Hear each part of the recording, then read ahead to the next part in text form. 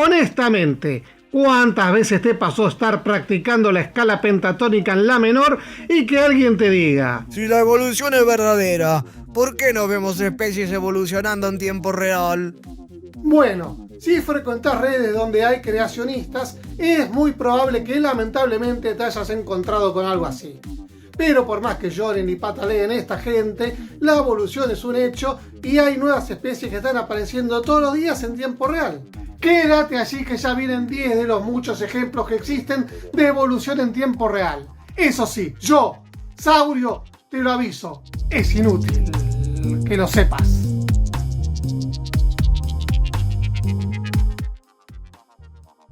Si nos ponemos quisquillosos con el lenguaje, hay que decir que la evolución siempre ocurre en tiempo real, porque, 1 millón de años es tan real como una hora. Y en muchos de los casos de los que le voy a contar, el lapso de vida de una persona es demasiado tiempo, porque la evolución ha ocurrido mucho más rápido que eso. Por supuesto, estos son casos particulares. Por lo general, la evolución es un proceso lento, casi imperceptible, en el que pequeñísimos cambios se van acumulando uno sobre el otro hasta que de repente se convierten en un gran cambio. Para poner una analogía, este nene no se convirtió de golpe y porrazo en este señor mayor. Fue todo un proceso lento e imperceptible en el que fue creciendo, cambiando sus rasgos, perdiendo pelo, criando barriga y esas cosas que pasan. Bueno, de forma similar funciona la evolución. Uno no ve los pequeñísimos cambios que se van acumulando y que con el tiempo dan origen a una nueva especie. Por eso, aunque no sea lo más frecuente del mundo, la aparición de nuevas especies es más común de lo que uno cree y en algunos casos literalmente ocurre de un día para el otro. Basta de prólogos, vamos con este listado de 10 casos en los que la evolución puede verse en lapsos relativamente cortos. 1. Los cambios de colores de la polilla moteada. Esta polilla nocturna también es conocida como mariposa de los abedules porque suele posarse y mimetizarse en estos árboles. Su color es blanco salpicado de puntos y rayas negras que le permiten el camuflaje. Ahora bien, ocasionalmente uno de sus genes muta y nacen polillas negras. Como no se camuflan bien, estas polillas mutantes son presas más fáciles de las aves y por eso son muy raras. Con el advenimiento de la revolución industrial en Gran Bretaña, aumentó la contaminación por emisiones de carbono, lo que produjo que los líquenes que cubrían los abedules murieran, y entonces que los árboles quedaran cubiertos de hollín. ¿Qué pasó? Que ahora la selección natural, que hasta ese momento jugaba en contra de las polillas negras, empezó a jugar a favor, y muy pronto en el siglo XIX la gran mayoría de las polillas moteadas eran negras, porque ahora las blancas eran presas fáciles de las aves. Pero, ni bien se empezaron a aplicar políticas ambientales y se redujo la cantidad de hollín en la atmósfera y en la corteza de los árboles, se revirtió nuevamente la relación y ahora la mayoría de la población de polillas moteadas es blanca otra vez. O sea, en el lapso de 2 siglos, la polilla moteada pasó de blanca a negra y después de negra a blanca otra vez. Y si se le hubiese dado tiempo, la variante negra probablemente por la evolución se hubiera convertido en una nueva especie. 2. Los elefantes están perdiendo los colmillos. Ya sean los elefantes africanos o los asiáticos, la selección natural está presionando en contra de los colmillos. Por ejemplo, tradicionalmente el porcentaje de elefantes asiáticos machos que nacían sin colmillos iba del 2 al 5%, pero a partir de 2005 esta proporción aumentó del 5 al 10%. Y en Sri Lanka es aún más drástico, ya que el 90% de los machos no tienen colmillos. En África, las que están experimentando la desaparición de los colmillos son las hembras. Donde se notó significativamente es en el Parque Nacional Gorongosa, en Mozambique. La guerra civil que asoló a ese país entre 1977 y 1992 tuvo consecuencias desastrosas para toda la fauna salvaje, pero principalmente para los elefantes, que pasaron de una población estimada en 2.500 individuos en la década de 1970 a solo 250 en el año 2000. Sí, en 30 años redujeron la población a un 10%. Y todo porque ambos bandos financiaban sus armas vendiendo el marfil. Este exterminio produjo un incremento en el número de elefantas sin colmillo porque, eran las que sobrevivían. Normalmente, en estado salvaje, el porcentaje es alrededor del 2 al 4%. Pero en Gorongosa saltó un 51% de las elefantas nacidas antes o durante la guerra civil y a un 32% en las que lo hicieron después. Lo mismo se observó en el Parque Nacional Ruaha, en Tanzania, donde el porcentaje era del 35% en las elefantas mayores y 13% en las menores. O sea, las madres le están pasando a las hijas la mutación que les permite nacer sin colmillos para así evitar a los cazadores. Y en los machos está ocurriendo algo similar, ya que los elefantes nacidos en Kenia desde el año 1995 tienen los colmillos un 20% más chicos que los elefantes de la década del 60. Algunos podrían discutir si se trata de selección natural o no, ya que está involucrada la mano humana, en la forma de los cazadores de marfil. Pero bueno, es un hecho que los elefantes están evolucionando hacia una forma sin colmillos. Ah, y una buena noticia. Actualmente el número de elefantes en Gorongosa es de 1000 ejemplares. O sea, la población se está recuperando. 3. El pez que le ganó la contaminación. El tomcod es un pez que habita todas las zonas costeras del noroeste del Atlántico y también algunos ríos y lagos de Canadá y Estados Unidos. Uno de estos ríos es el Hudson, que atraviesa todo el estado de New York y pasa por la ciudad del mismo nombre. Si bien en los últimos años se han hecho esfuerzos por limpiarlo, el Hudson es un río muy contaminado, en especial porque entre 1947 y 1976 la General Electric arrojó al Hudson PCB o bifenilos policlorados, una familia de sustancias químicas tóxicas y cancerígenas que se acumulan en el hígado, en las grasas y en el cerebro. Pues bien, desde 1947 hasta hoy, los tomcod del Hudson evolucionaron para desarrollar inmunidad genética a este contaminante. Básicamente, tienen una mutación que hace que las toxinas les resbalen y no se les acumulen en el organismo. Mientras que los tomcods de otras áreas tienen esta mutación en un 10%, los del Hudson la tienen en un 99%. 4. El lagarto bailarín. El lagarto de pradera habita Norteamérica, desde el sur de Canadá hasta el norte de México. Su método tradicional de defensa es quedarse quieto, mezclarse con el entorno y esperar a que el depredador se vaya. Pero hace un poco más de 70 años, en ciertas zonas, se introdujeron las hormigas coloradas desde Sudamérica, que son muy agresivas y solo 12 de ellas pueden matar a uno de estos lagartos en un minuto. Como la estrategia de quedarse quieto resultaba fatal, algunos de estos lagartos desarrollaron la estrategia de sacudirse y huir. Y lo más interesante es que los ejemplares juveniles están naciendo con patas más largas para huir más rápido y con la estrategia de sacudirse ya incorporada en sus instintos. La lagartija que se volvió vegetariana. La lagartija de pared italiana vive obviamente en Italia, además de otras partes del mar Adriático. Se alimenta de insectos y otros invertebrados, o sea que es carnívora.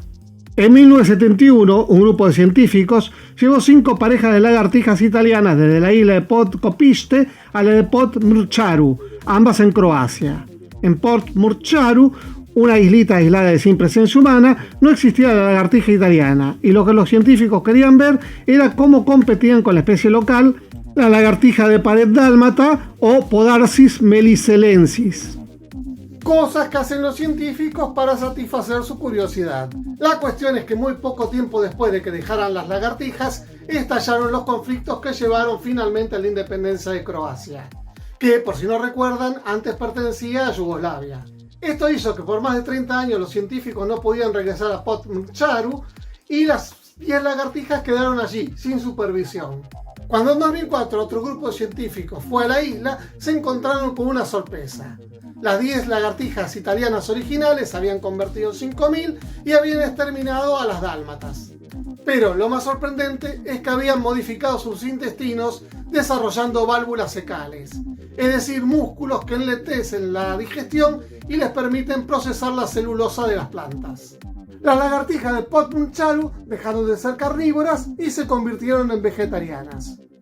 También se les agrandaron las cabezas y consecuentemente las mandíbulas, lo que le permite dar mordiscos más grandes. Se le acortaron las patas, perdieron velocidad y se volvieron menos territoriales. En síntesis, se adaptaron y evolucionaron para vivir en un ecosistema diferente. 6. La lagartija embarazada. El eslizón de 3 dedos es una lagartija del este de Australia, que como su nombre lo indica, tiene 3 dedos en sus patas vestigiales. Sí, están perdiendo las patas, como muchos otros eslizones de Australia, que han encontrado que deslizarse es un mejor método de locomoción que caminar. Estos Por sí solo ya es un ejemplo de evolución en tiempo real. Pero lo notable del eslizón de 3 dedos es su modo de reproducción. Los ejemplares que viven cerca de la costa ponen huevos con un tiempo de incubación de 15 días, mientras que los que viven en terrenos más elevados son vivíparos, o sea que las crías ya nacen vivas de la madre. Los que habitan en el medio son ejemplares con un periodo corto de incubación, de solo 5 días. Dado que los periodos de incubación de los ejemplares ovíparos son mucho más cortos de lo habitual en otros eslizones, los científicos suponen que el eslizón de 3 dedos está evolucionando a ser exclusivamente vivíparo. Es más, en 2019 se vio el caso de un eslizón de 3 dedos dando simultáneamente a luz a crías vivas y poniendo huevos, algo nunca visto antes en otro vertebrado. Lo más loco de todo es que el útero de los eslizones vivíparos le secreta calcio a los embriones. Esto, por si no lo saben, es el paso previo a la formación de una placenta, que es algo monopólico de los mamíferos y no de todos, solo de algunos, la mayoría, pero no todos. Un reptil evolucionando una placenta, ¿no es algo maravilloso? 7. Un nuevo pinzón en las Galápagos. Los pinzones de las Galápagos fueron los que le dieron el puntapié inicial a Charles Darwin para que desarrollara su teoría de la evolución por selección natural. Sintetizando muchísimo, los picos de estos pájaros estaban muy especializados según el ecosistema de cada isla, y esto le dio la idea a Darwin de cómo funcionaba la evolución. En otro video quizás lo explique más en detalle. En los comentarios deja si querés que haga este video. 2 de las especies de pinzones que identificó Darwin son las responsables de este caso de evolución que está sucediendo ahora mismo. En 1981, un macho de pinzón cactero voló desde su isla de nacimiento hasta la isla de Daphne Mayor, donde su especie no está presente. Allí se apareó con 2 hembras de pinzón de tierra medianas y tuvieron nidadas de crías híbridas. Que 2 especies diferentes tengan cría no es algo raro. La más común de todos son las mulas. Lo raro es que estos híbridos sean fértiles. Y eso es lo que pasó, lo raro, ya que resultaron fértiles. Estos híbridos, llamados coloquialmente Big Bird, ya que son más grandes que sus progenitores, se pueden reproducir entre sí, pero no con la especie de sus madres, los pinzones de tierra medianos. Su número aumentó con el tiempo, pero en 2003 casi los Big Bird se extinguen a causa de las grandes lluvias que asolaron la isla. Solo 2 ejemplares de la 4ª generación sobrevivieron, y es a partir de estos 2 ejemplares que la especie se fue recuperando. No hay muchos todavía, pero existir, existen. Como son pocos y su futuro es incierto, aún los Big Bird no tienen nombre científico, por eso se los llama con su nombre coloquial. Lo interesante es que de la cruza de 2 especies salió una nueva, y los científicos suponen que esto puede ser mucho más común de lo que uno supone, ya sea con los pinzones de las Galápagos o con otras especies en otras partes del mundo. De hecho, esto se ha observado en plantas y es el ejemplo que sigue. 8. La planta que volvió de la muerte.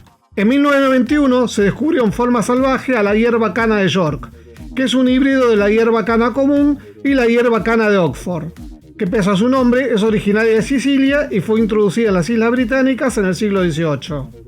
Lo notable de este híbrido es que se autopoliniza y no puede reproducirse con ninguna de las 2 especies progenitoras. O sea, es una especie propiamente dicha.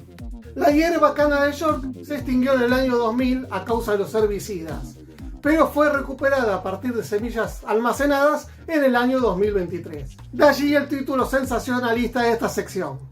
Sí, ya sé, es un truco sucio, pero ¿qué le iba a poner? ¿Dos yuyos cualquiera dan origen a un nuevo yuyo? 9. La cangreja virgen. Se supone que esta especie apareció por accidente en 1995 en un acuario de Alemania, cuando 2 cangrejos de pantano originarios de Florida, Estados Unidos, dieron a luz a este mutante que es hembra y partogenética, es decir, que se reproduce sin necesitar de un macho. Todos los ejemplares de esta nueva especie, llamada cangrejo marmolado, son hembras, son clones del original y se reproducen bastante rápido. Una de ellas puede tener de 200 a 300 crías en menos de 3 meses. Lo que resultó un problema para la gente que las había comprado para sus acuarios. De repente tenían superpoblación y es por eso que estas cangrejas, que solo existían en cautiverio, terminaron en libertad cuando algunos cerebros lisos decidieron eliminar el exceso tirándolas a un arroyo o al inodoro.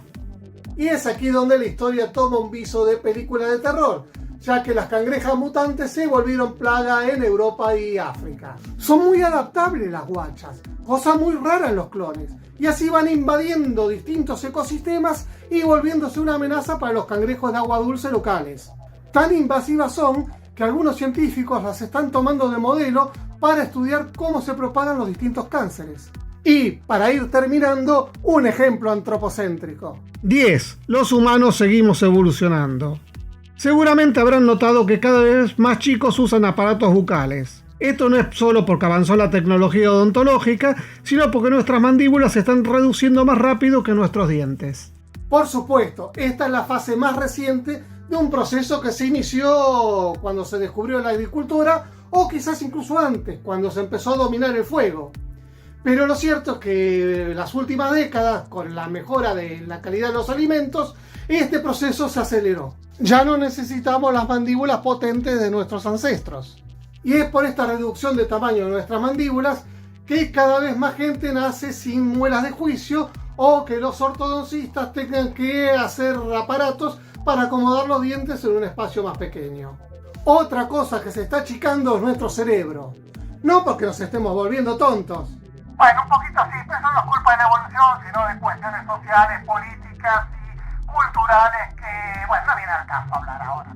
Como decía, no es que nos estamos volviendo más tontos porque nuestros cerebros se achican, sino porque es un órgano que demanda mucha energía, y en los últimos 100.000 años se ha venido dando un proceso en el que se van volviendo más compactos y eficientes, como ha ocurrido con nuestros celulares y computadoras, que se han hecho más chicos sin dejar de ser más poderosos. Bueno, quien dice 100.000 años dice 30.000 o 17.000, porque los científicos no se ponen de acuerdo cuándo o qué fue lo que causó que nuestros cerebros se achicaran. La única cosa cierta que se sabe es que son un 13% más chicos que lo de los Homo sapiens originales. Y hay muchísimos otros ejemplos de evolución sucediendo en seres humanos. Pero me lo reservo para otro video. Nuevamente, si querés que haga ese video, déjalo en comentarios. Y ya está este video en el que te mostré que la evolución es real y está sucediendo frente a nuestros ojos. Sí, ya sé, ninguno de los ejemplos que te di son una cosa que uno diga ¡wow! ¡Qué maravilloso! Pero bueno, la evolución es así, aburrida, trivial, pequeñísimos cambios que se van sumando para tener una chiquitísima ventaja a la hora de sobrevivir. Y a veces la acumulación de todas estas pequeñas e insignificantes modificaciones hacen que aparezca un animal maravilloso. O dos. Si te gustó este video, dale pulgar para arriba. Y dale pulgar para arriba a todos los otros videos de este canal, que espero que los mires. Suscríbete al canal, hace clic en la campanita para que te avise cuando subo nuevos videos. Convidame un cafecito en cafecito.app/saurio, o hacete mecenas en patreon.com/es inútil que lo sepas. Así yo me pongo muy, pero muy, muy feliz. Y por supuesto, recomendale Es Inútil que lo sepas a tus amigos, a tus parientes, a tus seguidores en Facebook, a los que siguen jugando al Pokémon Go, a los que usan aparatos de ortodoncia, a los que crían cangrejos en peceras, a los perros del subte de Moscú, a todo el mundo recomendale Es Inútil que lo sepas. Así este canal sigue creciendo, evoluciona, se adapta y no se extingue.